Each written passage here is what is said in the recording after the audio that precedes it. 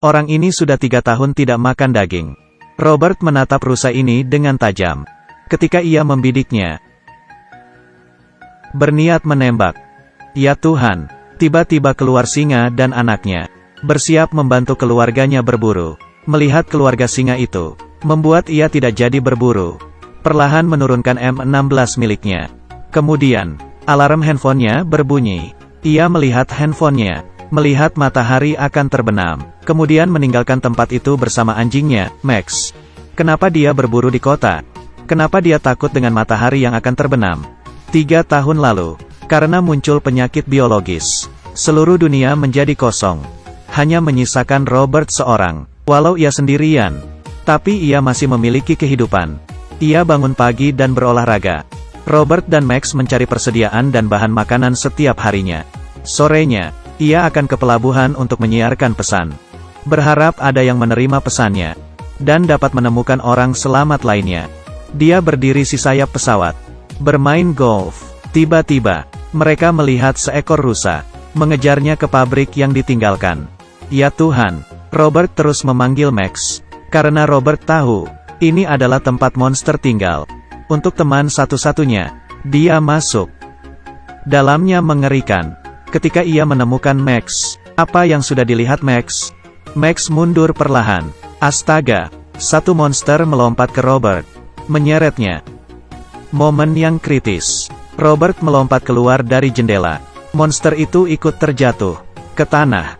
Mereka tidak bisa terkena sinar matahari. Robert pergi dari bahaya. Setelah datang ke tempat mereka, Robert melanjutkan penelitiannya. Dia membuat perangkap di luar tempat monster itu bersembunyi. Menaruh botol darah sebagai umpan.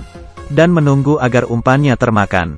Tak lama kemudian, perangkapnya berhasil. Sebuah truk jatuh, dan satu monster terseret dalam kantong hitam. Tapi sangat aneh, monster yang tadi terkena sinar matahari berteriak kepadanya. Mungkinkah ia masih dapat berpikir? Setelah Robert kembali, ia mulai bereksperimen. Monster kali ini wanita. Ia berharap suatu hari eksperimennya akan berhasil, dan mengembalikan monster itu menjadi manusia. Monster itu berbaring di meja. Karena takut akan matahari, mereka hanya bisa keluar pada malam hari. Dan sejam lalu, dia tertangkap oleh Robert. Ia menggunakan serum buatannya untuk mengubah mereka kembali menjadi manusia. Sayang sekali setelah berkali-kali percobaan, semuanya gagal. Agar monster itu tidak mati, ia memberikannya suntikan. Untuk menghabiskan waktu, ia memancing atau pergi ke toko kaset, mengambil beberapa film untuk ditonton. Dia akan memperlakukan manekin sebagai teman, menyapanya. Sepulang ke rumah, ia menggunakan pemutih untuk menghilangkan bau. Malam pun tiba, semua pintu dan jendela harus ditutup. Kemudian bersembunyi di bak mandi, memegang senapan dengan erat. Ia tak bisa tidur sampai jam 3 subuh. Karena malam adalah waktunya para monster beraktivitas. Keesokan siangnya, Robert menemukan hal yang aneh. Patung manekin di toko DVD muncul di jalan. Robert panik. Apakah ini lelucon? Robert berteriak. Bagaimana ia bisa menerima hal tidak masuk akal ini? Menodongkan senapan kepada manekin itu. Menodongkan juga ke gedung di sekitarnya.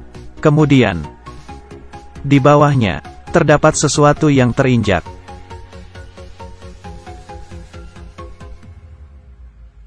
Robert termakan perangkapnya sendiri, dan pingsan.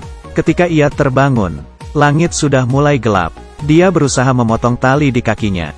Tapi kali ini, pemimpin monster itu sudah mengincar dirinya. Melepas 2 anjing monster, sinar matahari terakhir menjadi perlindungan terakhir dirinya. Sinar itu perlahan menghilang, dan para anjing monster itu menyerang Robert. Max menerkam satu untuk menolong Robert. Robert menembak yang kedua, tapi yang ketiga menyerangnya. Robert tidak kuat menahannya. Max membantunya lagi. Ketika sudah selesai, Max terluka, tidak bisa berjalan. Ketika ia pulang, Robert memberi Max suntikan serum, tapi tidak ada gunanya. Ia duduk dan memeluk Max. Terus berdoa, dia akan membaik. Karena 3 tahun, Max sudah menemaninya. Sembari mengelus Max, dia sadar bulu Max rontok. Matanya berubah. Lalu, hati Robert terluka. Max tidak mengenalinya lagi. Berusaha menggigitnya. Ia harus tegar, dan dengan tidak rela melepas Max.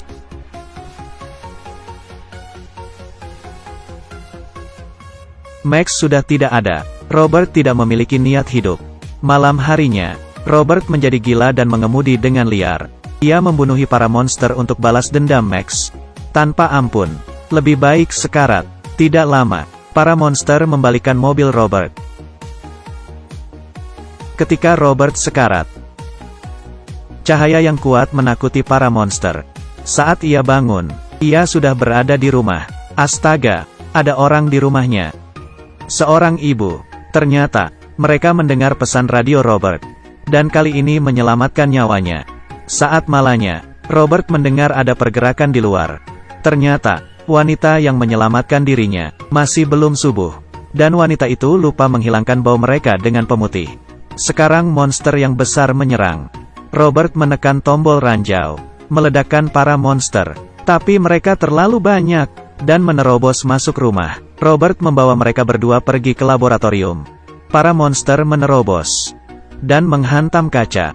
Kali ini, pemimpin si monster mendorong anak buahnya, memukulkan kepalanya ke kaca, kemudian menggunakan tangan, menggambar kupu-kupu di kaca. Robert tiba-tiba teringat, monster perempuan juga memiliki gambar kupu-kupu di lehernya. Ternyata ia adalah istrinya. Ya Tuhan, para monster ternyata memiliki perasaan. Akhir cerita, Robert membuka kaca itu, mengembalikan monster wanita ke mereka. Untungnya pemimpinnya melepas Robert dan kedua ibu dan anak itu. Kudengar cerita ini ada akhir yang lain. Teman-teman yang tahu cerita lainnya, boleh memberitahuku di kolom komentar. Ikuti Kiki untuk mendapatkan video-video tentang film